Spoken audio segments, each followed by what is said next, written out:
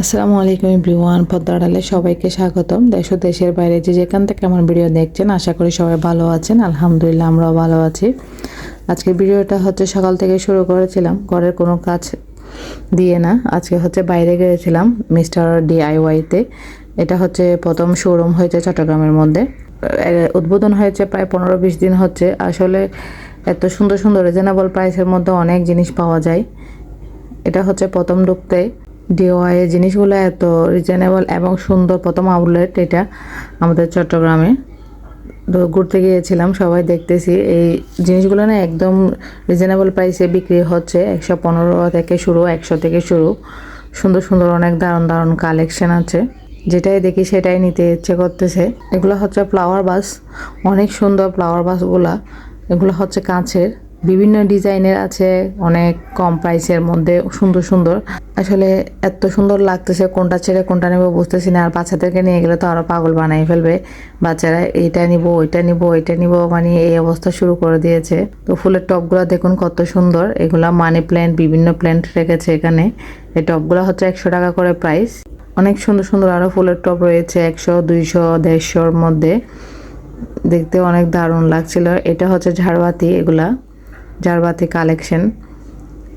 যে কাউন্টারে যাই না কেন, জিনিসগুলো দেখতে এত সুন্দর লাগতেছে, মাশাল্লাহ, নিতে ইচ্ছে করতেছে সব কিছু। এটা হচ্ছে গিফট বক্স, চাইলে কারো বার্থডে বা ম্যারেজ ডে এগুলোতে গিফট দেওয়ার জন্য।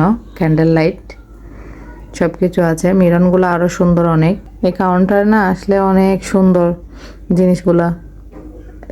সব ধরতে ইচ্ছে করে, এবং কোনটা ছেড়ে কোনটা নিব তাও বুঝতে পারতেছি না। এত সুন্দর, এত সুন্দর। বাচ্চারা না সবাই পাগল বানিয়ে ফেলতেছে, কোনটা নিবে বাবা মাদেরকে কতক্ষণ বলে এটা নিব ওইটা নেব। সব বাচ্চারা এই অবস্থা শুরু করে দিয়েছে ওখানে, সবাই দৌড়ে দৌড়ে দেখতেছে।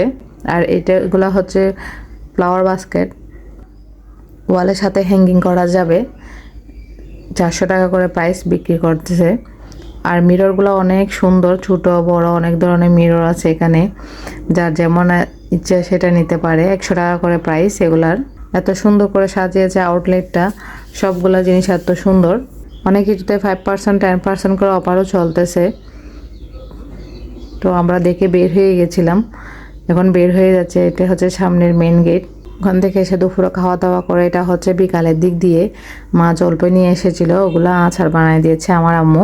বলতেছে তুমি পারবো না, বেবিকে নিয়ে এরকম নষ্ট হয়ে যাবে।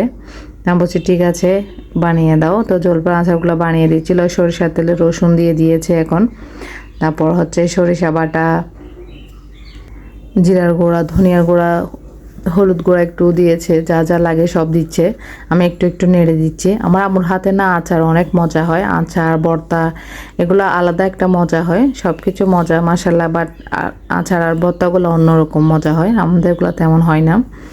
জানি না, আমার কাছে কিন্তু আমার আম্মুর আচারগুলোই অনেক ভালো লাগে, আমার বাচ্চারাও অনেক পছন্দ করে। তো এখন ভালো করে নেড়ে ছেড়ে দিচ্ছে জলপাইগুলো দিয়ে। এরপরে একটু চিনি দিয়ে দিয়েছে মিষ্টি হওয়ার জন্য, যেহেতু একটু বেশি টক টক। জলপাইগুলো প্রথমে বাফে দিয়ে দিয়েছিল, বাফে দেওয়ার পরে এগুলা হাতে একটু কচলিয়ে নিয়েছে যেন বিচি থেকে বের করে খেতে ভালো লাগে ওভাবে। আমরা তো গোটা গোটা অনেক সময় বানাই, এরকম না। এগুলো একদম ভর্তা টাইপের বানিয়েছে, খেতে কিন্তু দারুণ হয়েছে। ভাতের সাথে খেতে একদম অনেক মজা লাগে। দেখুন আমার জলপাইয়ের আচার রেডি হয়ে গেছে একদম। আজকের ভিডিওটা এইটুকুই। যদি ভালো লাগে একটা লাইক এবং সাবস্ক্রাইব দেবেন, বেল বাটন করে রাখবেন, পরবর্তী ভিডিওর সাথে সাথে যেন নোটিফিকেশন পৌঁছে যায়। ভালো থাকবেন, সুস্থ থাকবেন, আল্লাহ হাফেজ।